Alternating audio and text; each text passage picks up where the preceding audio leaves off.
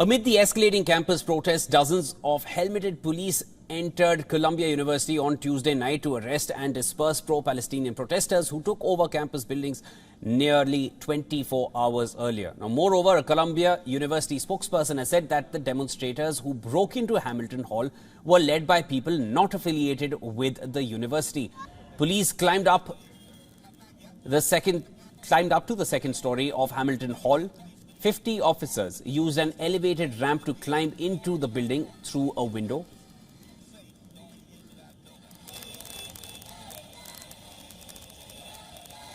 That's the makeshift stair that has been used by police officials. There is heavy police deployment all across. They're all from the NYPD. And this is where they're making their way into the hall, as the main gates have been sealed shut by the protesters from inside.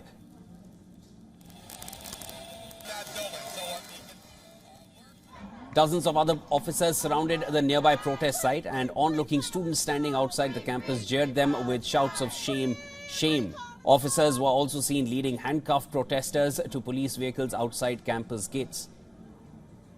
The protesters are carrying out their protests and rallying against the war in Gaza and against the US support for Israel as it carries out its onslaught on Gaza. To discuss things further, we are being joined by Susan Tehrani, who's in New York. Susan, you are a Columbia University alumni. You know this university layout better than anyone else that we know at the moment. Tell us what is going on inside. What kind of an entry have the police found at the moment?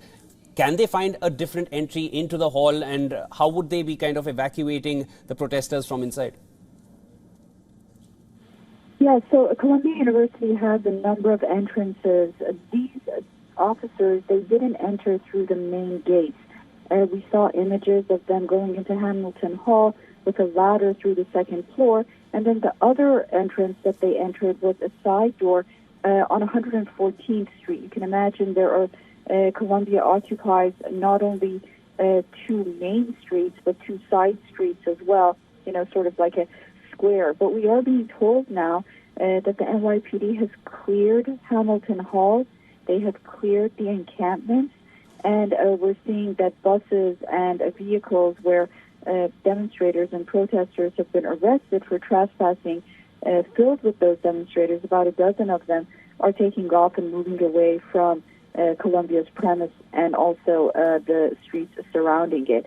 It's important to note that Hamilton Hall is on the other side of the journalism school, completely different, two different sides. But the protests that we were seeing throughout these 10 days outside of the gates were usually by journalism school, outside of that door.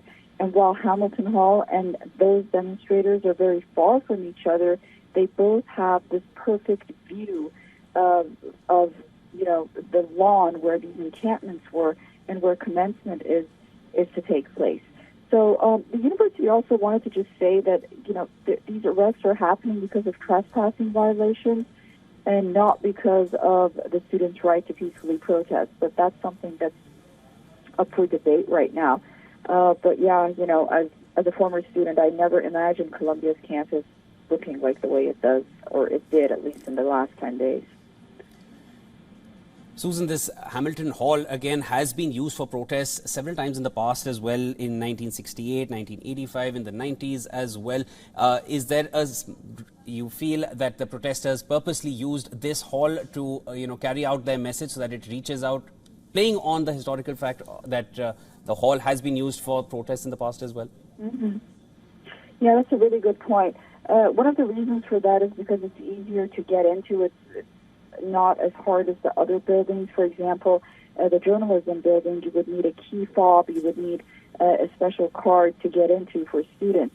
Another concerning thing about Hamilton Hall is because of its access and easy access to get into, and it's so close to one of the entryways into Columbia, the NYPD was concerned about outside agitators helping these protesters, because when we see footages of what happened last night with the breaking of the glass and the breaking of the door with hammers and other devices and blocking the door with university furniture, we do hear individuals that are a lot older than these students, sort of guiding these students into, how to occupy the building on the one hand and then secure it on the other. Colombia has been a place for protests for many years, as you mentioned. This happens maybe not so often, but when it does garner attention. But the difference between this time and perhaps previous times were the messages that were coming out. And a lot of students felt uncomfortable with these messages because they had a tone of anti-Semitism into them. And while we often call these pro-Palestinian protests, there are those that call it anti-Israeli and anti-Jewish protests, just because they felt like the message was becoming very anti-Semitic as the day and hours proceeded and these encampments and these protests continued. All right, Susan, we'll let you go for now. Of course, you are going to be tracking those developments closely. That was Susan Tehrani joining us from New York with the latest. I'd now like to go across to our guest, Stephen Golub, who's live from California. He is an international affairs expert and political analyst. Welcome to WION, sir. Now, the mayor mentioned that there are outside elements involved, and we are hearing similar claims from the university alumni as well, or university professionals as well. What do you make of this claim? It's a fascinating claim. If proven true, it could change part of the analysis of what's going on here. Other information will also come out sooner or later regarding the nature and the origins of protests at other campuses across the U.S. Columbia is by no means the only one. In addition, as social media is examined, there may be yet more information that comes out about whether and to what extent outside agitators were involved with this at Columbia and elsewhere, and I'm making this point without dismissing the legitimate concerns of the students regarding what's been going on in Gaza in terms of deaths and the humanitarian crisis there. One thing I want to briefly add, though, when we're talking about what might be going on behind the scenes regarding student agitators, is that it's important to understand that probably the most important job that an American university president has for a private university such as Columbia or Harvard or Yale, as well as many public universities, is to raise funds. Not intellectual or academic leadership, although that's a part of the job, but it's to raise money to keep these institutions going. And the actions by the president of Columbia and perhaps presidents acting in other universities may be driven at least partly by pressure from wealthy alumni and other donors who are very concerned about the takeovers on campus, or at least the encampments on campuses, and especially about what's going on at this administration building at Columbia. Mr. Golub, you mentioned other universities as well. What are the chances that this kind of an unrest can spread to other universities? Because we did see something similar happen earlier when nearly 100 arrests were made in Columbia, and then we saw a major uprising in several other universities as well with similar protests. Do you feel something like that can be repeated after this?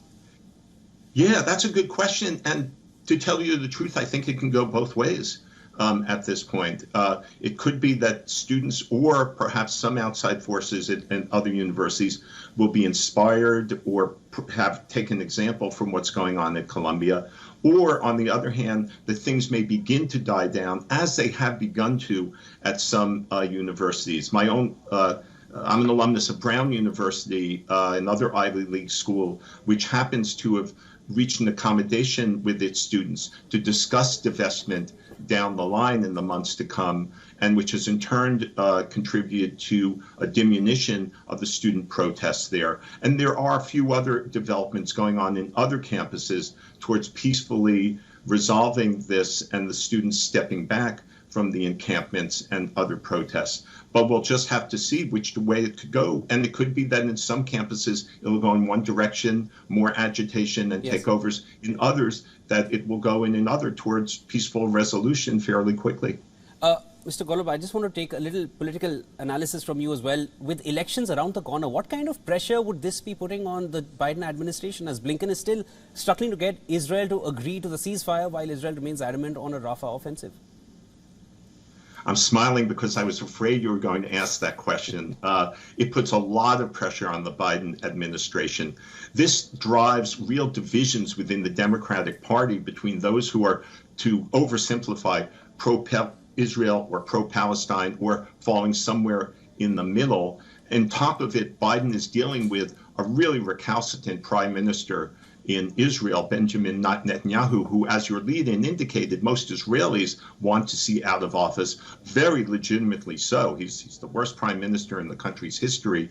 So these demonstrations inflame passions on both sides of the issue even more than what was going on before they took place by making it so salient and so prominent in U.S. news coverage. That is not just the war itself, but the takeovers or the encampments on U.S. campuses. So it really presents a very difficult political challenge and a policy challenge for the Biden administration regarding the Middle East and in the November election. All right. Of course, things are hopefully settling down, and those are the reports that are coming in from New York at the moment, and here's hoping that things do settle down going further as well. Thank you so much for joining in. That was Stephen Golub joining us from California.